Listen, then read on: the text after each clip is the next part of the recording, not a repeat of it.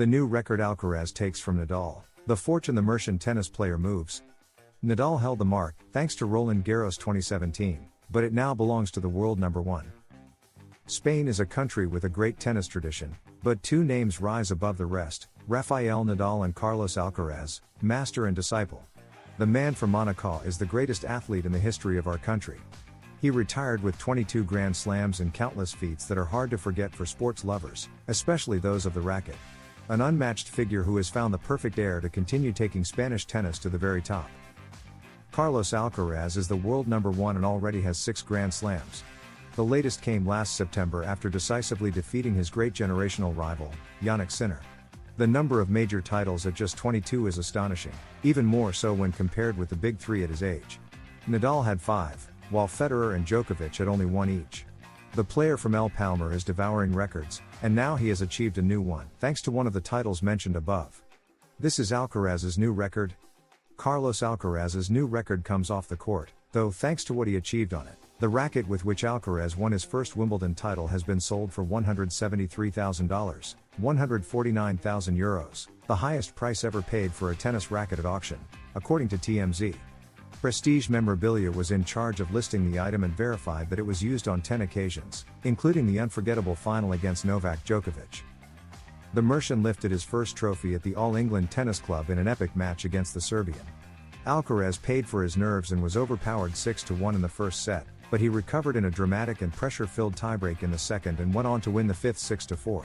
It was his second Grand Slam, and one of the rackets with which he achieved that feat has now reached a value never before seen in a tennis auction. The name of the auction winner has not been made public, but the racket's value could continue to rise as the legend of the world number one grows, a player who seems to have only one real rival at present, Sinner. Nadal's record left behind. The Wimbledon racket now becomes the most expensive ever sold, dethroning Rafael Nadal, who held the record twice. The King of Paris had held the record for the racket with which he won Roland Garros 2017, sold for $157,000, €135,000, at the end of the auction in June of this same year, 2025. Nadal crushed Wawrinka in that year's final, not allowing him even a single set in his beloved Philippe Chatrier. The third most expensive racket sold at auction, until now the second, was also Nadal's, this one used to win the 2022 Australian Open. Its price reached $139,700, about €120,470. That final against Medvedev was one of the greatest comebacks in tennis history, with the Spaniard rallying after being 2 sets down, 2-3 and 0-40 in the third, to win an epic fifth set 7-5. That Alcaraz's Wimbledon racket has surpassed these two historic moments only confirms the meteoric rise of the Murcian's figure, who at just 22 is already a global sports icon. He now aims to add to his legend at the ATP Finals and Davis Cup before recharging for the 2026 season. Surprising decision by Carlos Alcaraz after the 6 Kings Slam final. The Spaniard will lead a favorite Spain in the Davis Cup following Sinner's unexpected withdrawal. Carlos Alcaraz returns to action. The world number one will lead Spain's national team in the Davis Cup Final 8, to be played from November 19 to 23 in Bologna, as confirmed on Monday by captain David Ferrer. His return, after skipping earlier rounds, is a morale boost for a team dreaming of victory.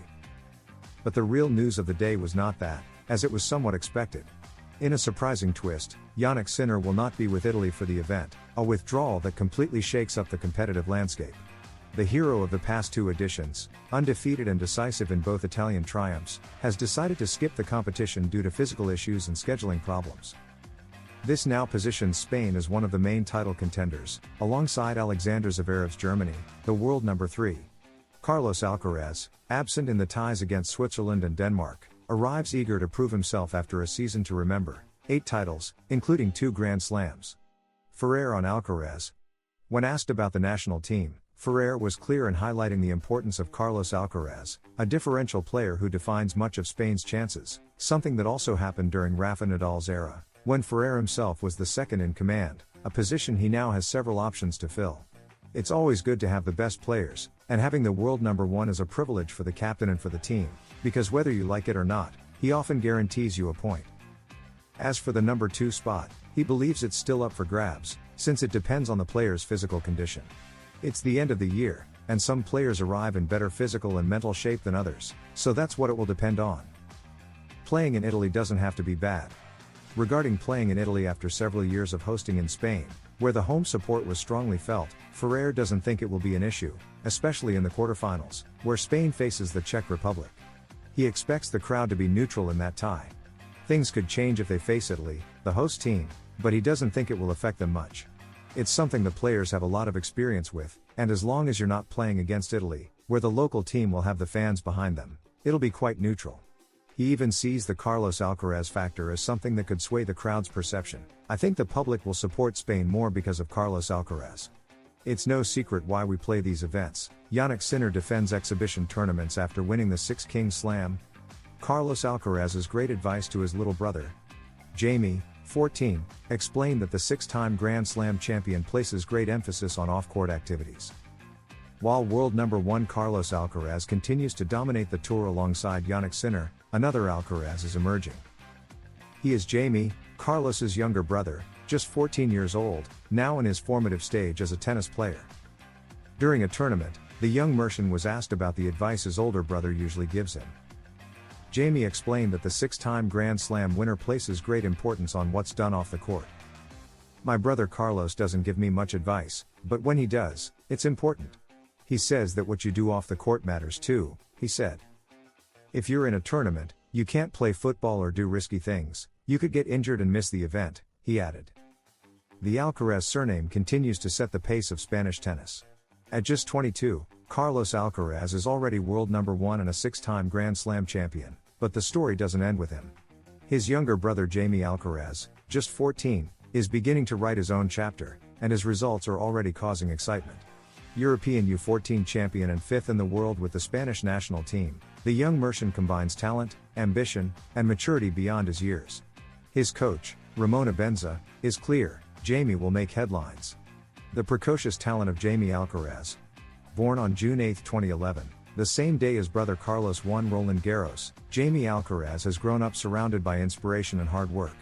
His present is promising: European U14 champion, 5th in the world with Spain in the U14 category, and semi-finalist in the Spanish championships. He's a cheerful, attentive kid with great willingness to learn, says his coach Ramon Abenza, who trains him at the Real Sociedad Club de Campo de Murcia.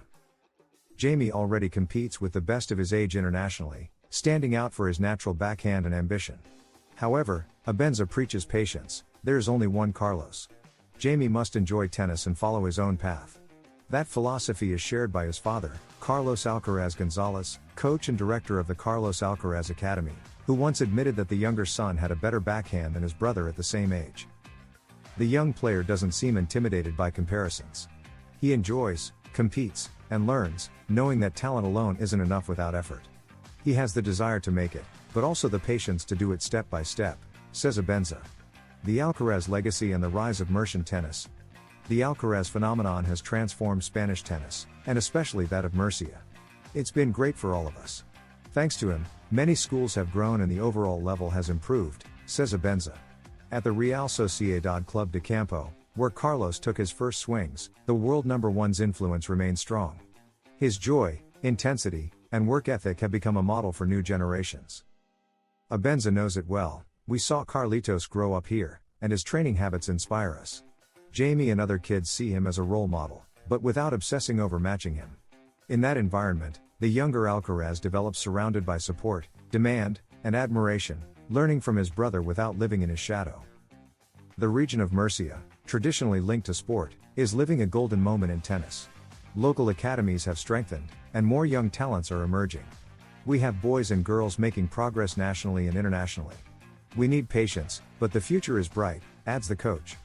Jannik Sinner defended exhibition tournaments, alongside his rival Carlos Alcaraz, after winning the Six Kings Slam.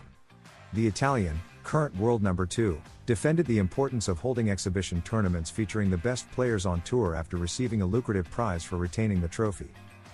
The Six Kings Slam has drawn attention since its announcement back in 2024, mainly for offering the richest prize in tennis history, $6 million for the champion, surpassing the prize money of the Grand Slams, and for Sinner, for the second year in a row, just 3 victories were enough to earn the multi-million-dollar reward. In the final, he defeated Alcaraz again, as in 2024, this time comfortably, 6-2 and 6-4.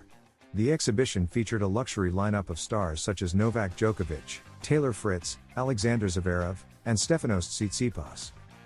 However, one of the most debated topics in recent years is the hectic ATP calendar, which leaves the stars with almost no rest throughout the season. Recently, Holger Rune's Achilles injury during the Stockholm Open reignited the debate, with Jack Draper and Taylor Fritz urging the ATP to take action regarding the high number of injuries players face while fulfilling mandatory commitments. Nonetheless, one of the staunch defenders of exhibitions was four-time Grand Slam champion Jannik Sinner, who believes they are key to tennis's global growth in terms of audience and presence. The product we already have is incredible, we have everything, great tournaments all over the world, big audiences. But can we make it better? Of course, said the world number 2. Events dedicated to fans and kids, exhibition ones, are fundamental, that's why we're here. There are several reasons why we're here, it's no secret, but if we have the chance to make everything better, why not? The large number of mandatory ATP events hasn't stopped several of the same players who criticize the calendar, such as Fritz or even Carlos Alcaraz, from taking part in exhibitions throughout the year, which adds to their physical load. The world number 1 recently clarified that playing an exhibition is not comparable to the demands of long official events like Masters 1000s or Grand Slams. When I see a lot of people complaining about how we're supporting exhibitions, I don't understand them, because, as I said, it's not really mentally demanding compared to when we have such long events, 2 weeks or 2.5 weeks. That's really tough.